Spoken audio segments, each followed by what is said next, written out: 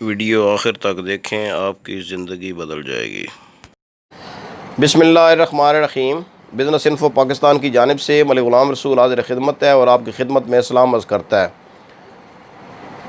जैसे कि हमने एक सिलसिला शुरू किया हुआ है कि कोरोना लॉकडाउन के दौरान आप कौन कौन से बिज़नेसेस कर सकते हैं, उसी सिलसिले की कड़ी में आज मैं आपको बताता हूं कि जो इस दौरान आपने भी नोट किया होगा कि जो बिज़नेसेस खुले रहे हैं असल में वही बिज़नेसेस हैं जो सारी ज़िंदगी जब तक दुनिया कायम है उस वक्त तक ये बिज़नेसेस कायम रहेंगे और चलते रहेंगे। और अगर आप चाहते हैं कि आप भी कोई बिज़नेस करें जो कि स्टेबल बिज़नेस हो और जिसकी हर वक्त डिमांड हो, तो ये बिज़नेस आपके लिए है।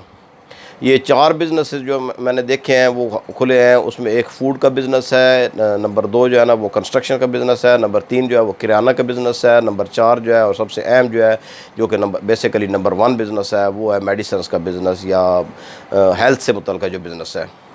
तो इसको अब हम ये एक्सप्लेन मैं करता हूँ कि जैसे फ़ूड का बिज़नेस है। फ़ूड के बिज़नेस में ठीक है, रेस्टोरेंट्स वगैरह बंद हो गए, होटल बंद हो गए, लेकिन डिलीवरी जारी रही। और आपने देखा है कि इन दिनों में आप देखते हैं कि एक डिलीवरी कंपनी है फूड पांडा, उनका अपना कोई रेस्टोरेंट नहीं है, वो दूसरे रेस्टोरेंट्स का ही खाना जो है ना वो आप तक पहुँचाते हैं।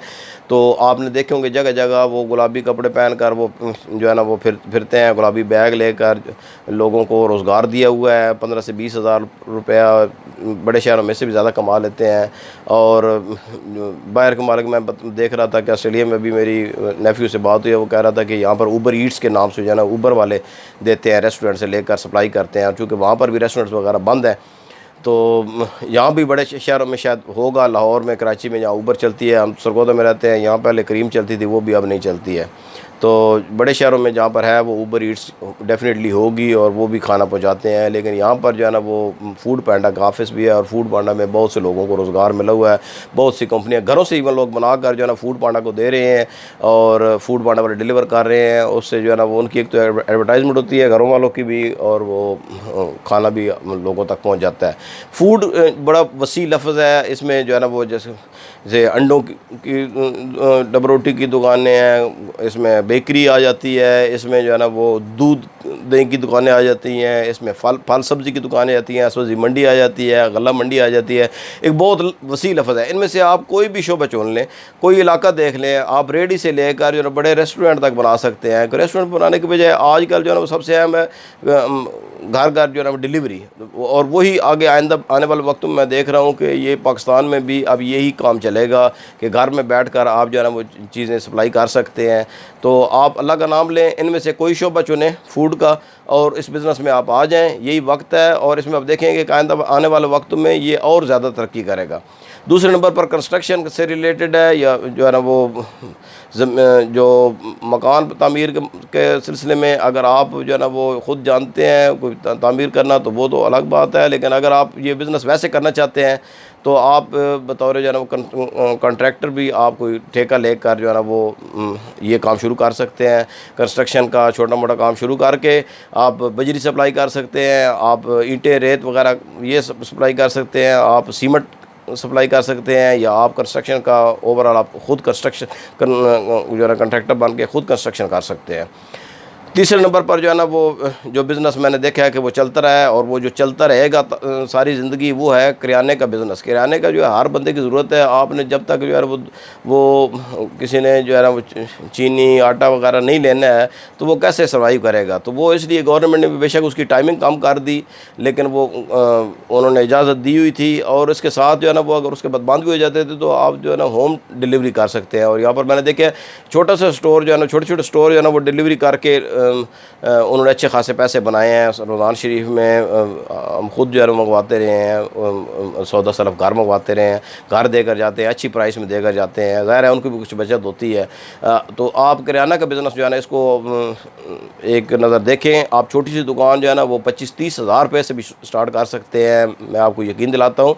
और ज़्यादा आप जो है 4 लाख 5 लाख 10 लाख जितना आपको सरमाया है उसके मुताबिक आप कर सकते हैं। लोकेलिटी को देखकर उसमें आप कोशिश करें मोहल्ले में किसी में बनाएं दुकान, जो मोहल्ले जो है ना अच्छे जिनकी आबादी है, आजकल नई आबादियाँ बन रही हैं, उनमें आप किसी में बनाएं और इंशाल्लाह जो है ना ये कामयाब होंगे। तो ये एक ऐसा बिज़नेस है जो कि हमेशा चलता रहेगा, किराने का बिज़नेस। किराने में फिर आप जनरल स्टोर भी रख सकते हैं।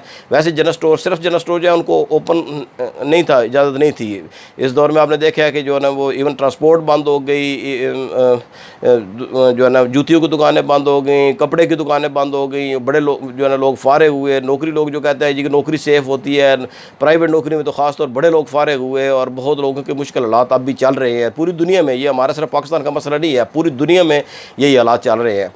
तो नौकरी मैं इसलिए कहता हूँ कि नौकरी कोई इतनी सेफ़ चीज़ नहीं है। लोग कहते हैं नौकरी चलो जी पक्के पैसे तो आते हैं, पक्के पैसे भाई नहीं आते हैं। अगले का कारोबार नहीं चलेगा तो वो भी, चूँकि नौकरी भी किसी कारोबार से मुतल्लिक़ा होती है ना, कारोबार से होती है। अब लोगों ने बड़ा शोर मचाया, लोगों की जो तनख्वाह नहीं बढ़ी है, तो भाई तनख्वाह गवर्नमेंट बढ़ानी है। 10% महंगाई जो 20% 30% बढ़ गई है, अगर 10% बढ़ भी जाए, नहीं बढ़ी है, सिर्फ सिंध में और गिलगित बल्तिस्तान में बढ़ी है। अगर तनख्वाह बढ़ भी जाए 10% तो उससे क्या फ़र्क पड़ेगा? या पेंशन जो है ना वो पेंशनर की अगर 10% बढ़ भी जाए तो उसको क्या फ़र्क पड़ेगा? क्योंकि महंगाई तो 20-30% बढ़ गई है।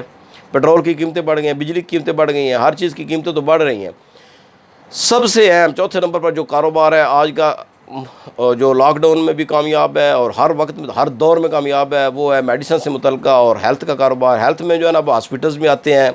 अगर आपके पास ज़्यादा सरमाया है, आप अपना प्राइवेट हॉस्पिटल बना सकते हैं, डॉक्टर्स को हायर कर सकते हैं या डॉक्टर्स को आप जगह दे सकते हैं, बैठ सकते हैं। अगर और जो सबसे अहम है वो मेडिसिन्स का है। मेडिसिन्स की आप डिस्ट्रीब्यूशन ले सकते हैं, मेडिसिन्स का आप रिटेल बिज़नेस कर सकते हैं। सबसे अहम तो रिटेल का है, क्योंकि रिटेल में सबसे ज़्यादा बचत होती है।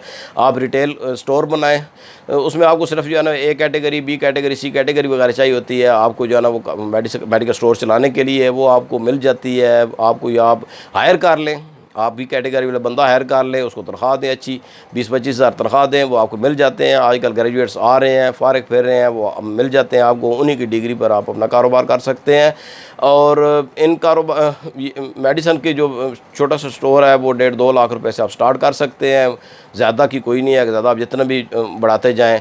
और अगर आप होम डिलीवरी शुरू कर दें तो बहुत अच्छा बिज़नेस है मेडिसन की होम डिलीवरी का। अगर आपका मेडिकल स्टोर है तो आप उसका एक पेज बनाकर ऑनलाइन भी जो है ना उसको टच दे सकते हैं और बड़ा अच्छा काम होगा। कि अगर आप ऑनलाइन, ये होता है ऑनलाइन में एक तो एक पूरी डब्बी जाती है, उसमें गोलियाँ नहीं जाती हैं कि जी 2 दिन की खुराक दे दो, 3 दिन की खुराक दे दो, ये ऐसे नहीं होता है।